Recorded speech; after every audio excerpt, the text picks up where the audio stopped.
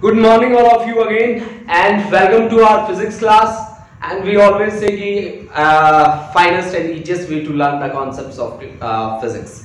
Today students, we will start our article with the last one that we are performing on the last day about the Bohr's magneton. Bohr's magneton को हम सबसे पहले complete करेंगे, उसके बाद हम numericals पे चलेंगे क्योंकि ये चैप्टर के I think this is the last article, क्योंकि बहुत सारे आर्टिकल आपके सिलेबस से रिमूव हो चुके हैं और रिमूव होने के बाद जो बचता है that's the last article. And इसे कंप्लीट करने के बाद मैं इस पूरे चैप्टर की ब्रीफ रिवीजन दूंगा आप लोगों को। तो जिन जिन बच्चों का अब तक कंप्लीट नहीं हुआ है ये, ठीक है, जिन बच्चों ने स्टार्टिंग नहीं करी है मूविंग चार्ज एंड मैग्नेटिज्म की, तो वो मेरे साथ शुरू हो जाए, कोई दिक्कत नहीं है, मैं कवर करके दूंगा आपको दोबारा से, ठीक है। तो लाइव क्लासेस के केस में ये मेरे ख्याल से इतिहास में पहली बार होगा कि रिवीजन आएगी, है ना। तो पूरे चैप्टर की रिवीजन आपको मिलेगी और कंप्लीट रिवीजन आपको मिलेगी, ऐसा नहीं है कि थोड़ी बहुत रिवीजन मिलेगी, कंप्लीट रिवीजन आपको मिलेगी। तो without wasting our time again मैं ये कह रहा हूं कि हमारा टॉपिक स्टार्ट करते हैं। That topic is Bohr's magneton. देखो बोहर्स मैग्नेटॉन का क्या मतलब है, this is magnetic dipole moment, ठीक है, associated with an electron that is revolving around the nucleus. मेरी बात को आप समझ रहे हैं कि एक इलेक्ट्रॉन है जो न्यूक्लियस के चारों ओर चक्कर काट रहा है, ऐसे ऐसे ऐसे चक्कर काट रहा है, ठीक है ना, ऐसे ऐसे। तो अब अगर कोई चार्ज मूव करता है then it will constitute a current. Current है और वो कुछ एरिया भी एनक्लोज करता है, और current into area is nothing but equal to magnetic moment. I think हमने सुना भी है मैग्नेटिक मोमेंट के बारे में कि magnetic moment is nothing but current into area. अगर मेरे पास एक सीधा बार मैग्नेट होता तो वहां पे मैग्नेटिक मोमेंट क्या होता, magnetic moment is product of pole strength with the length of that dipole, ठीक है। और अगर हम कोई भी मैग्नेट लेते हैं तो उसमें हर सिचुएशन में मैग्नेटिक डाइपोल मोमेंट तो एग्जिस्ट करता ही मिलेगा, उसकी मोमेंट मिलेगी आपको। क्यों मिलेगी, क्योंकि डाइपोल हर जगह बनेगा। आप किसी भी मैग्नेट को काट छांट के कितना भी छोटा क्यों ना कर लो, दो पोल आपको हमेशा मिलेंगे ही मिलेंगे। दो पोल को ही हम क्या बोलते हैं, डाइपोल बोलते हैं, ठीक है बच्चों।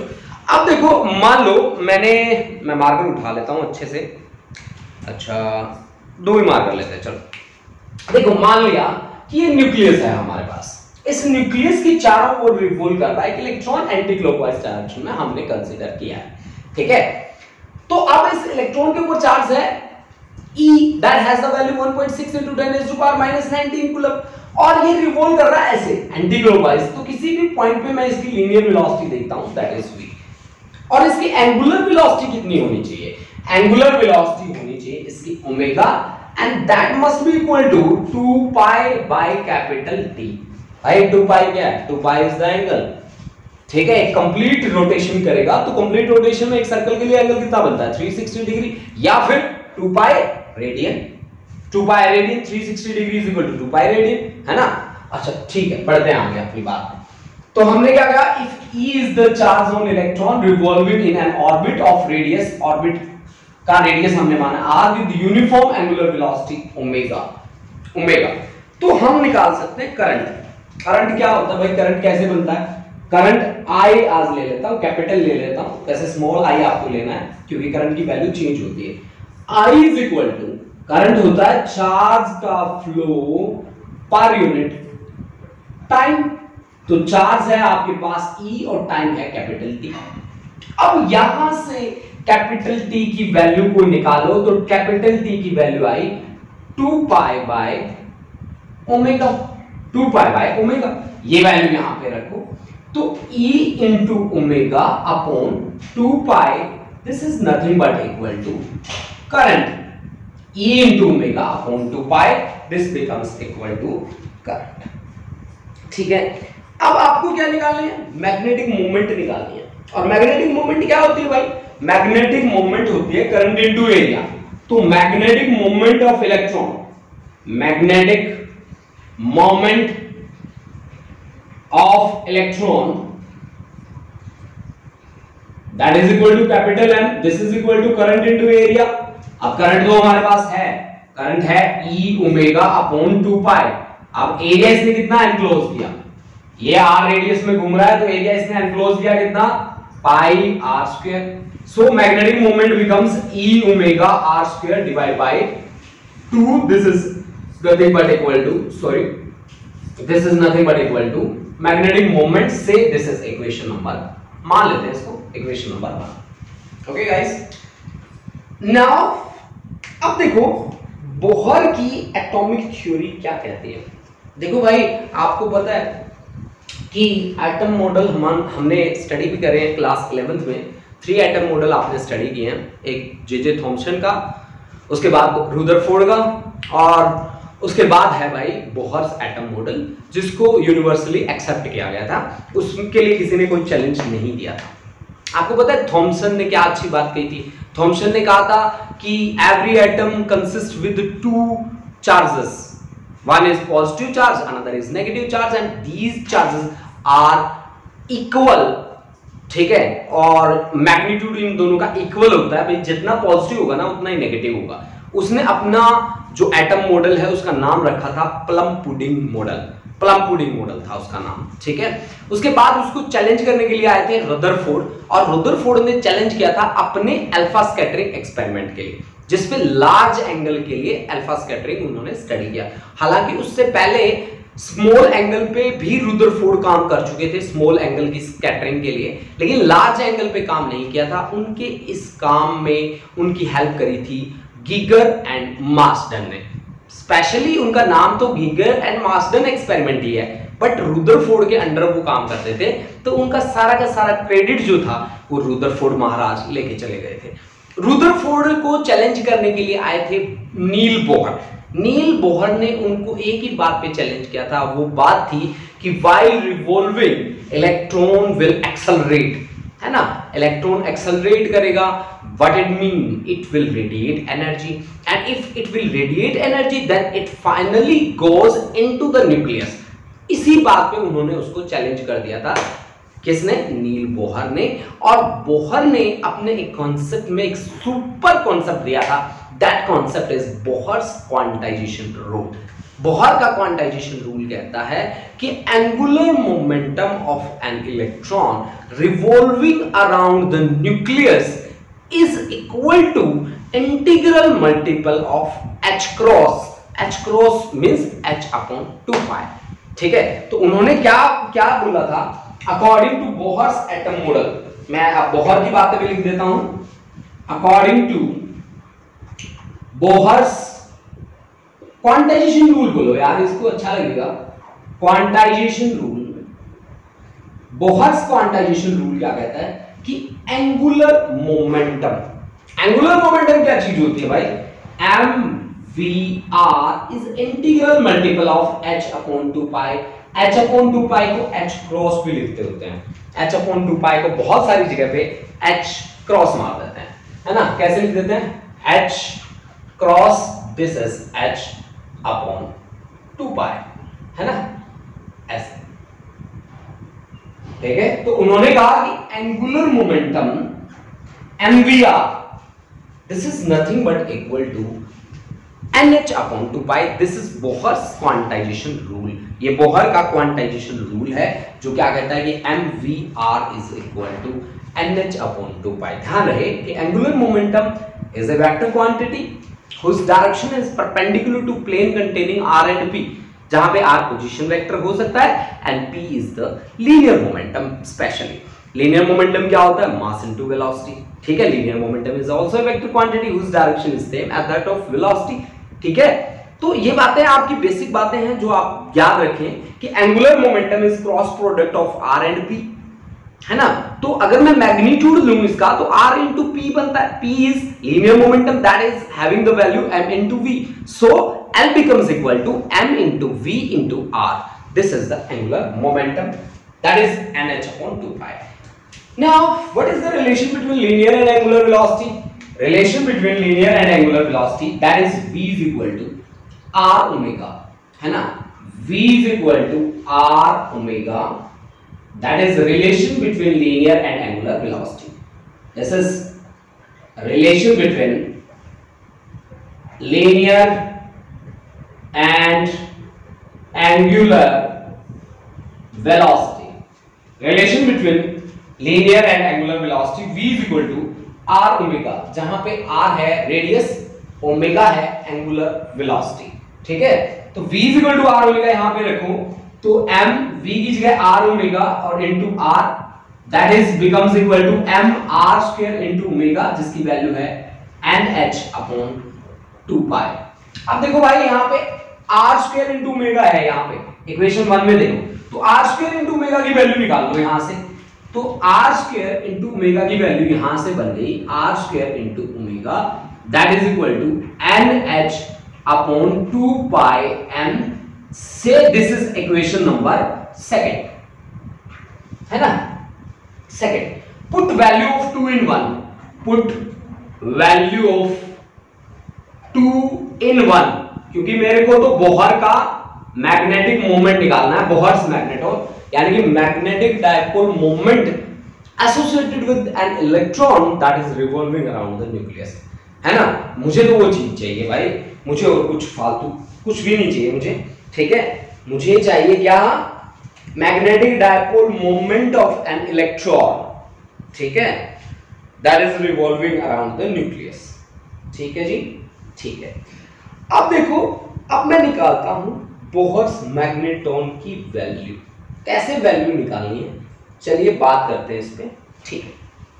1 में पुट करना है तो मैग्नेटिक डायपोल मोमेंट m था आपके पास, एक न्यूमेरिकल है हमारे पास जो इस कॉन्सेप्ट के कंप्लीट होते ही हम करेंगे, इसको बंद करके रख देते हैं। अच्छा, तो m इज इक्वल टू क्या था हमारे पास, m इज इक्वल टू था e by 2 r square into omega की वैल्यू क्या है, वो वैल्यू यहां पे पुट कर दो, r स्क्वायर इनटू ओमेगा की वैल्यू है nh अपॉन 2 पाई m, यानी कि n eh upon 4 pi m, eh upon 4 pi m, that is magnetic dipole moment of electron revolving around the nucleus, ठीक है ना, revolving around the nucleus, ठीक है जी। अब यहां पे इसको हम क्या बोलते हैं, m is equal to n into अंदर जो टर्म बची है eh upon 4 pi m, that is nothing but equal to Bohr's magneton, that is represented by mu b, that is Bohr's magneton।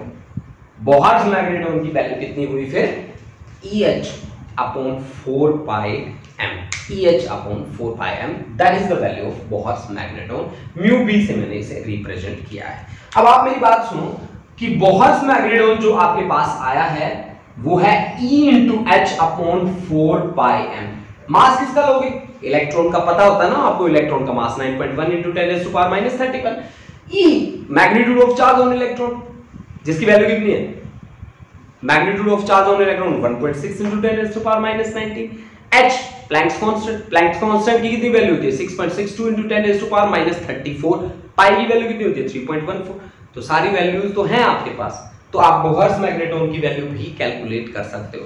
रखते जाएं वैल्यू, बिल्कुल रखते जाते हैं। E की वैल्यू 1.6 into 10⁻⁻19, h की वैल्यू 6.62 into 10⁻⁻34, 4 पाई की वैल्यू 3.14, मास की वैल्यू 9.1 into 10⁻⁻31। सॉल्व कर लीजिए भाई, बोहर्स मैग्नेटोन की वैल्यू आपके पास आ जाएगी, ठीक है। EH अपॉन 4 पाई m की वैल्यू आपके पास आएगी 9.27 into 10⁻⁻24, 9.27 into 10⁻⁻24 ampere per metre square होता है भाई। मैग्नेटिक डायपोल मोमेंट की यूनिट यही होती है, ठीक है। और आपने निकाला ही मैग्नेटिक डायपोल मोमेंट है, तो ऑफ कोर्स उसकी यूनिट भी क्या होगी, एम्पियर पर मीटर स्क्वायर ही होगी, एम्पियर पर मीटर स्क्वायर ही होगी।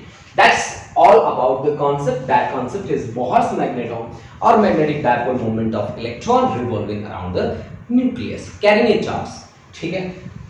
चार्ज से कैरी करता है ये भाई, ठीक है। तो ये था बोहर्स मैग्नेटोन का कॉन्सेप्ट, या आप कह सकते हैं कि magnetic dipole moment of an electron. तो ये कॉन्सेप्ट आपको कैसा लगा, इजी लगा कि डिफिकल्ट लगा, समझ में आ गया कि नहीं आया, please go to the comment box and tell me. अब ये जो आप बात बताते हो ना, दैट शोज योर प्रेजेंस। यहां से मैं बच्चे को पकड़ लेता हूं कि अब कौन सा बच्चा मेरे लेसन में बैठा है, ठीक है, क्योंकि जो बच्चा मेरी बात सुन रहा होगा ना वो फटाफट कमेंट बॉक्स में आ जाएगा, ठीक है, क्योंकि उसे भी पता है यार पढ़ते पढ़ते ना कब तक पेन चलाएंगे, ठीक है, थोड़ा सा कमेंट भी कर देते हैं कि हाँ जी आ गया समझ में। यहां से मुझे पता चलता है एग्जैक्ट कि मेरे साथ कौन सा बच्चा चल रहा है, ठीक है। तो आ जाओ कमेंट बॉक्स में आओ और फटाफट से मुझे बता दो कि इस टॉपिक में कोई डाउट है, क्लियर हुआ कि नहीं हुआ, कैसा था ये आर्टिकल, अच्छा था, ठीक है, या बहुत बुरा था, ठीक है, तो सब कुछ बताइए, आइए कमेंट बॉक्स में, ठीक है।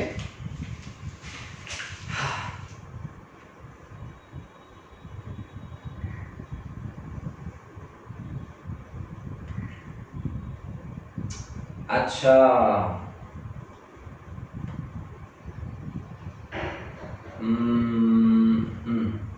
गुरलीन कौन अटेंडेंस लग जाएगी बेटा आपकी?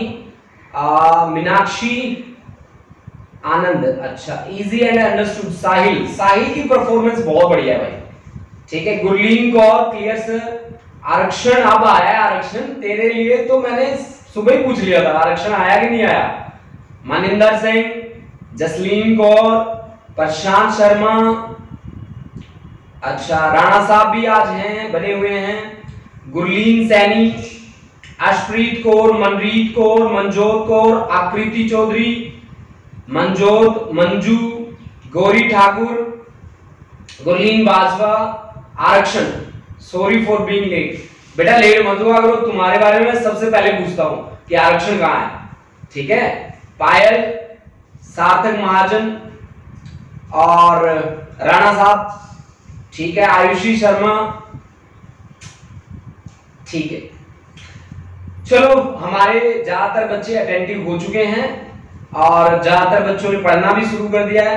देखो बेटा आप लोगों के लिए मैं इस पूरे चैप्टर को दोबारा रिवाइज करा रहा हूं, क्योंकि ये बात कहीं ना कहीं मेरे को भी लगती है कि देखो बच्चे को हम लाइव चला रहे हैं, तो लाइव चलाते टाइम हो सकता है कि बच्चों को डाउट आए, और डाउट जब आते हैं तो कमेंट बॉक्स में जाके आप, बहुत सारे बच्चे नहीं पूछ पाते उन चीजों को, कमेंट सेक्शन में जाके इतने बड़े बड़े कमेंट नहीं होते मेरे ख्याल से, आई थिंक सो, ठीक है, आपकी तरफ से सोच रहा हूं ये बात।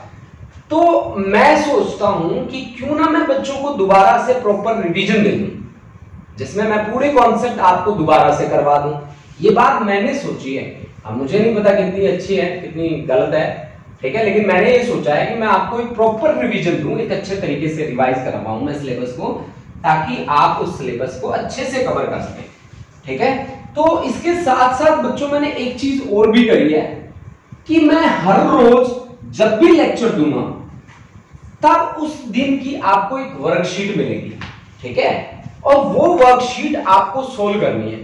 उस वर्कशीट में आपको मैं ऐसे ऐसे क्वेश्चंस दूंगा जो पीछे के सालों में सीबीएसई में आए हैं, ठीक है ना, सीबीएसई में वो क्वेश्चंस रिपीट हुए हैं बार बार, मैं वही क्वेश्चंस आपको दूंगा और उनकी वर्कशीट दूंगा। ज्यादा क्वेश्चंस मैं आपको नहीं दूंगा, मैं आपको दूंगा मैक्सिमम 10, ठीक है, 10 से फालतू में क्वेश्चंस नहीं दूंगा। और आपको क्या करना है, नेक्स्ट डे जब आप यहां लाइव आएंगे तो आपने उसमें से कितने क्वेश्चंस कर लिए आप ये बताएंगे, ठीक है, कि हाँ जी हमने इतने क्वेश्चंस कर लिए हैं सर, ठीक है। तो वो चीजें मुझे अपडेट भी कर देंगे आपके बारे में, जैसे कि आप बहुत सारे बच्चे हैं जो लाइव आते हैं डेली, तो मेरे को उनका पता चल गया, जैसे कि साहिल है, ठीक है, गुरलीन सैनी, गुरलीन बाजवा है, जसलीन कौर है, ये बहुत सारे ऐसे बहुत सारे और भी बच्चे हैं जो हर रोज यहाँ लाइव आते हैं, ठीक है, और उनके बार बार वो अपने डाउट्स भी सॉल्व करते होते हैं, ठीक है। तो उनका मुझे पता चल जाता है कि हाँ यार ये बच्चा हर रोज आ रहा है, अटेंटिव भी है। तो ये जो कमेंट बॉक्स में मैं जाता होता हूँ ना, स्पेशली मैं इसीलिए जाता होता हूँ कि मैं ये बात चेक करना है मेरे को कि मेरा कितना बच्चा मेरे साथ जुड़ा हुआ है और कितना बच्चा दिल से काम कर रहा है, ठीक है। तो अब दिल से काम करते हुए आगे बढ़ते हैं। देखो हमें एक लॉन्ग वायर दे रखा है, ठीक है, having a semi circular loop of radius r carries a current is equal to I as shown in figure. Find magnetic field at O, ठीक है, find magnetic field due to entire wire at O। O कहां पे है भाई, ये है O, ठीक है, ये है आपके पास O। देखो आप कैसे काम करोगे, पहले तो ये स्ट्रेट वायर है, स्मॉल लेंथ का है, तो dB क्या होना चाहिए? dB is mu not upon 4 pi I dl sin theta divide by r square. तो अगर मैं बात करूं PQ के लिए, फॉर PQ और ST, PQ और ST के लिए, तो थीटा कितना दिख रहा है आपको? सीधी सी बात बताओ, DL और R के बीच का एंगल होता है, ठीक है, DL और R के बीच का एंगल होता है, और DL और R दोनों एक ही लाइन में लाई करते हैं, क्योंकि O पे आपको मैग्नेटिक फील्ड निकालना। तो थीटा आपका क्या है यहाँ पे? थीटा आपका 0 है, थीटा आपका 0 है, तो dB यहाँ पे क्या हो गया? 0, यानी कि मैग्नेटिक फील्ड PQ और ST के लिए क्या हो गया? 0। लेकिन अगर मैं एक सर्कुलर लूप के लिए काम करता हूं, मान लीजिए मेरे पास ये एक सर्कुलर लूप है जिसका रेडियस है मेरे पास r के बराबर, जिसमें से करंट फ्लो कर रहा है, दैट करंट इज से I be the amount of current that is flowing through the wire, ठीक है। तो B मेरे पास कितना आता है? B is equal to mu naught I upon 2r, ये वैल्यू मेरे पास आती है, ये पूरे के लिए आती है, ठीक है, पूरे सर्कल के लिए आती है। अगर मैं इसका हाफ कर दूं, इसी का मैं हाफ कर दूं, ऐसे हाफ कर दूं मैं इस सर्कल को, तो फिर मेरे पास वैल्यू क्या आ जाएगी? वैल्यू आ जाएगी मेरे पास म्यू नॉट I, उसका हाफ कर दो, this is 4r, mu naught I upon 4r, this is the final answer, ठीक है, कि पूरे एंटायर वायर के लिए मैग्नेटिक फील्ड कितना है? Mu naught I upon 4r, mu naught I upon 4r। Please note it down, ठीक है। उसके बाद हम आगे बढ़ेंगे। देखो आज कुछ न्यूमेरिकल्स मैं आप लोगों के लिए लेके आया हूं, और वो न्यूमेरिकल काफी इंटरेस्टिंग होने वाले हैं, ठीक है, और काफी इजी भी हैं। तो मैं अगले न्यूमेरिकल की स्टेटमेंट लिख देता हूं साथ साथ। A current of 5 ampere, a current of 5 ampere flow along thin wire, along thin wire as shown in figure। अब फिगर बना के दिखाऊंगा मैं आपको, ठीक है जी। The radius of curved part is radius of curved part is 120 mm, 120 mm मैंने उसका रेडियस दे रखा है, ठीक है, और angle 2y is equal to 90 degree दे रखा है, angle 2y is equal to 90 degree मैंने मेंशन किया है आपके लिए, ठीक है। Find net magnetic field at O, find net magnetic field at O, at O, ठीक है भाई। देखो कैसे इन्होंने मेंशन किया हुआ है कि ये आपको एक स्ट्रेट वायर दिया है यहां से लेकर यहां तक, ऐसे इस तरह से, और यहां से ऐसे सर्कुलर लाइन है ना, यहां से सर्कुलर लाइन दे रखा है, और इसका सेंटर आपको दिया है O, ये मान लीजिए O इसका सेंटर है।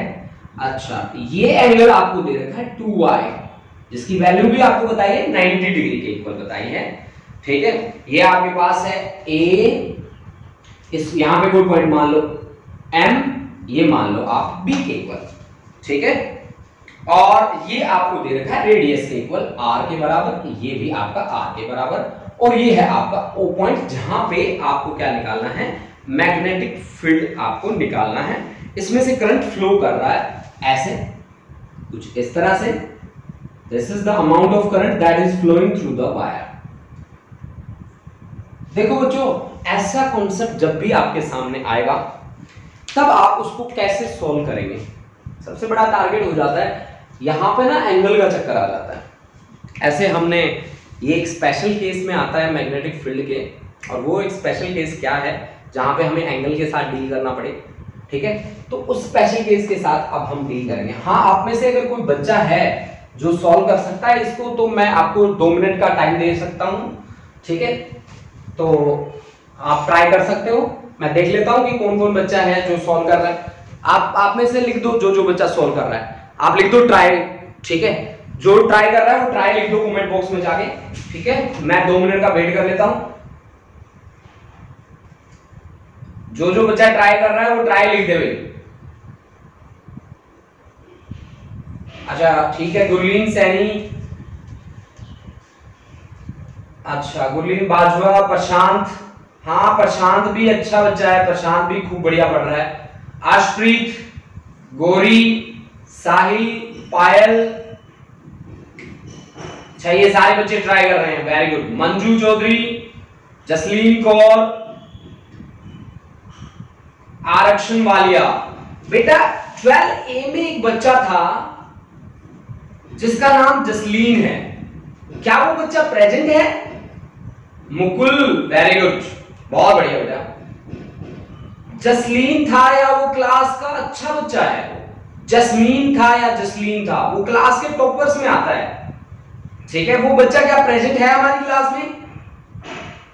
वो उसकी मासी है, वो संदल की मासी है, वो मासी लिखती है वो गुड़िया, क्या वो क्लास में प्रेजेंट है? अगर प्रेजेंट है तो मेरे को बताओ बेटा, बहुत दिनों से मैं ढूंढ रहा हूं उस बच्चे को।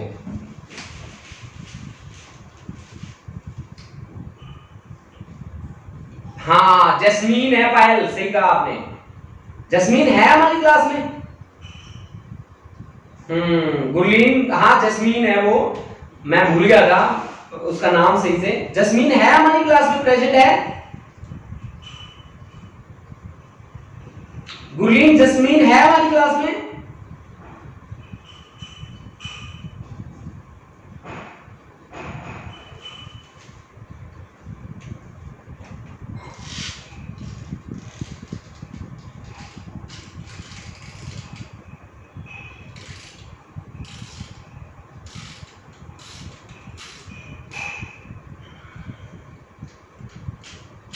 नहीं है ना हमारी क्लास में? हाँ नहीं है।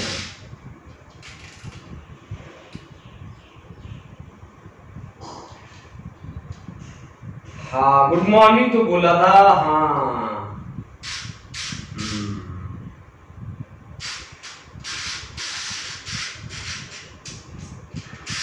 चलो कोई बात नहीं, कोई बात नहीं।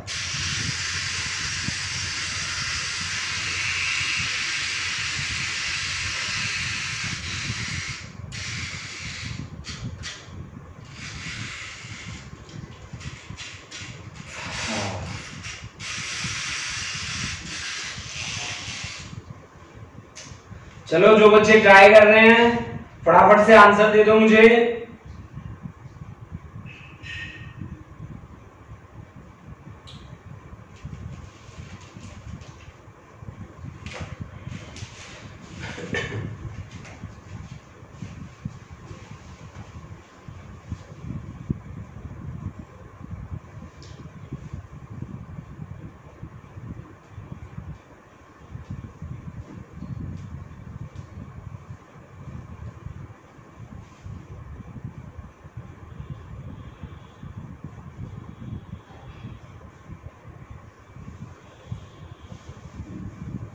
अच्छा आंसर आया किसी का? अब तक आंसर नहीं आया। जो बच्चे ट्राई कर रहे हैं वो आप साथ साथ ट्राई करते जाएं, मैं इसको सॉल्व करने की कोशिश करता हूं थोड़ा, ठीक है। देखो भाई बच्चों कैसे सॉल्व करना है। देखो यहाँ पे एक स्ट्रेट कंडक्टर आपको दे रखा है, दैट इज AB।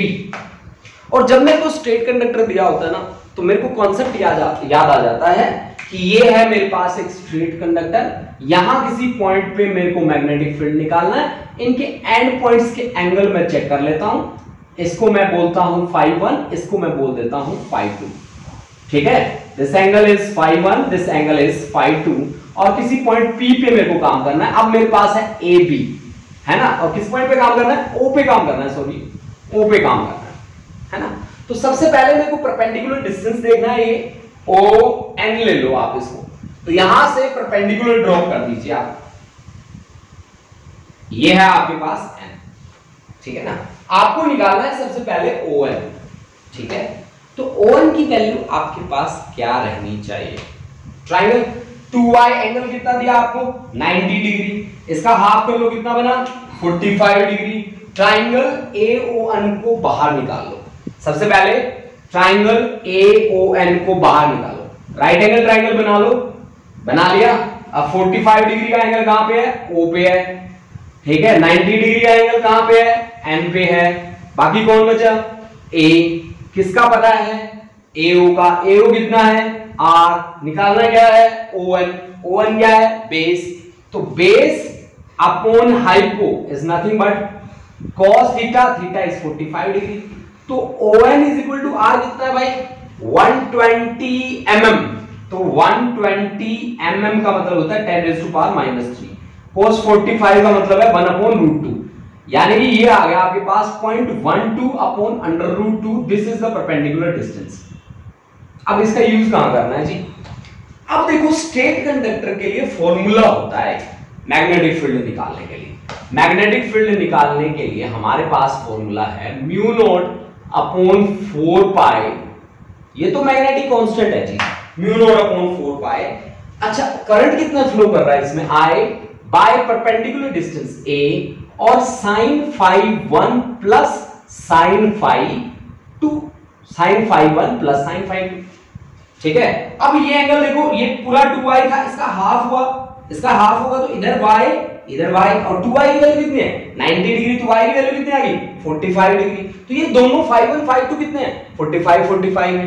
तो B is equal to mu not upon 4 pi I by perpendicular distance मतलब ON, और sin phi 1 की वैल्यू sin 45 degree plus sin 45 degree. भाई ये 2 sin 45 हो गया, एक और एक 2 होता है। अच्छा तो यानी कि म्यू नॉट अपॉन 4 पाई की वैल्यू होती है 10 raised to power -7। कितना करंट फ्लो कर रहा था 5 एम्पियर। परपेंडिकुलर डिस्टेंस कितना है 0.12 अपॉन √2, तो √2 यहां आ गया। और sin 45 की वैल्यू कितनी होती है 1/√2 प्लस 1/√2, यानी कि 2 अपॉन √2, √2 को √2 खा गया, ठीक है।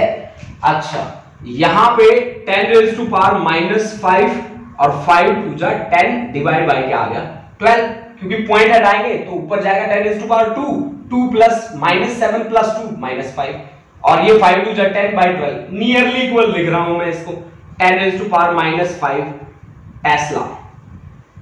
This is magnetic field due to straight conductor, that straight conductor is क्या था AB, magnetic field due to AB।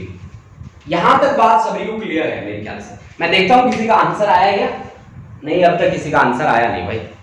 अब देखो बच्चों, जहां पे अब मेरे पास बाकी क्या बचा है, क्राउड पोर्शन। ये एंगल कितना था, ये एंगल था 90 डिग्री, तो ये पूरा एंगल, एक सर्कल के लिए पूरा एंगल कितना होता है 360, तो ये पूरा एंगल कितना बाकी बचता है ये बताओ मुझे। 90 माइनस कर दो तो 270 डिग्री, दिस इज थीटा। हमारे पास अब एंगल है कितना 270 डिग्री। देखो ऐसी सिचुएशन जब कभी भी आ जाए मुझे याद कर लेना, और मैंने जो फॉर्मूला बताया था उसको याद कर लेना। मैंने क्या कहा, magnetic field due to curved path, magnetic field B due to curved part, curved part. कौन सा है क्राउड पार्ट, AMB, AMB। इसका एक फॉर्मूला होता है, शॉर्टकट होता है इसका, ठीक है। इसको आपको याद रखना है। ये क्या है, mu naught I by 2R, mu naught I by 2R, R be the radius, और थीटा अपॉन 360 डिग्री, ठीक है। थीटा अपॉन 360, अगर रेडियन में हो तो रेडियन कर लो, 360 डिग्री की जगह 2 पाई, कोई बात नहीं, एक ही बात, ठीक है। अब देखो भाई, म्यू नॉट की वैल्यू क्या होगी 4 pi into 10 raised to power -7। अच्छा I कितना है 5 एम्पियर, डिवाइड बाय 2 इंटू वो कितना है उसका रेडियस 120 mm, 120 mm का मतलब 0.12, थीटा कितना बताया आपने 270, और नीचे डिवाइड बाय 360, यही तो बताया थीटा 270, ठीक है। तो 0 से 0 कैंसिल होगा, 9 3 जा 9 4 जा 36, 3/4। अच्छा जी, अच्छा 4 से 4 कैंसिल हो गया भाई, ठीक है। अच्छा इसको ना पॉइंट हटा के 10 रेज़ टू पावर प्लस 2 कर दो और 3 4 जा 12 कर दो। ठीक है जी, कर दिया। अच्छा, तो ये आपके पास आ गया। पाई की वैल्यू क्या होती है 3.14 22/7 इंटू 5 और कुछ है क्या इंटू 10 रेज़ टू पावर -5 और डिवाइड बाय कितना है 4 इंटू 2 है ना। तो 2 11 55 7 चौके 28 55 divide by 28 into 10 raise to power -5 28 2 जा 56 होता है ना, तो इसको नियरली कुल लिख लो 2 into 10 raise to power -5 tesla. अब देखो, अब आपके पास मैग्नेटिक फील्ड ड्यू टू कराउंड पार्ट भी आ चुका है। ठीक है, किसी का आंसर आया नहीं आया, तो अब निकाल लो आप total magnetic field BT. Total आप निकालोगे तो magnetic field due to AB plus magnetic field due to कराउंड पार्ट AMB, तो ये है आपके पास 10 raise to power -5 plus 2 into 10 raise to power -5, तो ये आ जाएगा 3 into 10 raise to power -5 tesla. This is the right answer, please note it down. ठीक है, इसमें एक अच्छी बात भी हमें सीखने को मिली है, वो उस अच्छी बात को भी आप ग्रैब कर लीजिए। ठीक है, समझ लीजिए उस बात को। अगला जो न्यूमेरिकल मैं बोलूंगा ना आपको, वो न्यूमेरिकल मेरी ख्याल से हर बच्चा सॉल्व करके दिखा देगा मुझे। ठीक है, समझ में आ गया ये न्यूमेरिकल, देख लेते हैं। अच्छा 28.28, अच्छा हाँ हाँ हाँ हो सकता है। ये गुरलीन की वैल्यू वैसे सही आ रही है, लगभग सही किया आपने बेटा। हाँ हाँ, गुरलीन का ठीक है आंसर। गुरलीन बहुत अच्छा पढ़ रही है भाई, बहुत अच्छा पढ़ती है ये लड़की एंड बहुत अटेंटिव भी है, तो मतलब इसका मतलब है कि बड़े दिल से क्लास लगाता है ये बच्चा। ठीक है, बहुत बढ़िया बेटा, ऐसे ही बच्चे चाहिए मेरे को। ये बच्चे जो हैं, इन बच्चों के कुछ के नाम मैं दे देता हूं जो अटेंटिव रहते हैं क्लास में। आयुषी, पायल, आकृति चौधरी, मनजोत, और ये बच्चे जो हैं क्लास में मुझे अटेंटिव ही मिलते हैं। अच्छा, इसके अलावा सार्थक, he is very attentive in the class, और जब आरक्षण आता है ना तब बड़ा अटेंटिव रहता है ना। जसलीन कौर, मंजू, पायल, साहिल, गौरी, आशप्रीत कौर, प्रशांत, हाँ प्रशांत बहुत अटेंटिव होता है क्लास में, गुरलीन बाजवा। ठीक है, तो ये सारे बच्चे हैं जो कुछ बच्चों के मैंने नाम लिए हैं। ठीक है, ये बड़े अटेंटिव होते हैं क्लास में। ठीक है, और कोई बात बच्चे का नाम मैं भूल गया हूं तो सॉरी बेटा। ठीक है, लेकिन जिनका मैंने नाम लिया है वो बच्चे बहुत अटेंटिव होते हैं क्लास में। प्रशांत का आंसर भी आ गया, प्रशांत बहुत अच्छा बच्चा है इस क्लास का। आई थिंक इसका जो परफॉर्मेंस है आउटस्टैंडिंग। ठीक है, इसका आंसर भी एग्जैक्ट निकाला इसने आंसर प्रशांत ने 2.8 इंटू 10 रेज़ टू पावर -5, जो गुरलीन ने भी सही निकाला था। ठीक है, बट थोड़ी सी 10 रेज़ टू पावर वाली में थोड़ी सी दिक्कत हो गई थी, या सही थी? हाँ ठीक थी, हाँ सही था, ठीक था। ठीक है, तो इसी के साथ हम अपनी क्लास को करते हैं समाप्त। मिलते हैं बच्चों नेक्स्ट डे नए कॉन्सेप्ट के साथ, न्यूमेरिकल्स के साथ। तो अब बच्चों ध्यान रहे कि अगली जो हमारी क्लास होगी that will be the revision class. ठीक है, वो आपकी रिवीजन क्लास रहेगी बच्चा पार्टी। तो कोशिश करें कि आप ज्यादा से ज्यादा रिवीजन क्लास अटेंड करें, क्योंकि रिवाइज जब आप करोगे तब आपका कॉन्सेप्ट एक्चुअल में क्लियर होगा, है ना। अब तक आपने जितने भी कॉन्सेप्ट्स देखे हैं, समझे हैं या समझने की कोशिश करी है, हो सकता है आपके बहुत सारे डाउट्स आ गए हों आपके सामने, और लाइव सेशन के दौरान वो डाउट्स आपके क्लियर ना हुए हों, हो सकता है ऐसा। तो अब हम आपको रिवीजन क्लास दे रहे हैं, और रिवीजन क्लास आई थिंक आपके हर कॉन्सेप्ट को क्लियर कर देगा। और मैं कोशिश करूंगा कि इस संडे तक इस चैप्टर के कंप्लीट नोट्स बन जाए, मेरे हैंड रिटन नोट्स, तो वो नोट्स हर एक बच्चे के पास पहुंच जाए। ठीक है, अच्छा वो जो बात है, जो 5 क्वेश्चंस प्रिपेयर करने की हमारी हर एक क्लास जैसे कंप्लीट होती है आपके पास 5 क्वेश्चंस आ जाएंगे, वो क्वेश्चंस भी मैं आपको देना स्टार्ट कर दूंगा जल्द ही। ठीक है, बट एक बार आप अपना रूटीन इतना अच्छा बना लो कि आपकी क्लास हर रोज आपके लिए इफेक्टिव बन जाए। Thank you students. इन्हीं बातों के साथ हम अपनी क्लास को यहीं पे स्टॉप करते हैं और मिलते हैं कल नेक्स्ट डे के लिए। Thank you students, thank you and have a nice day.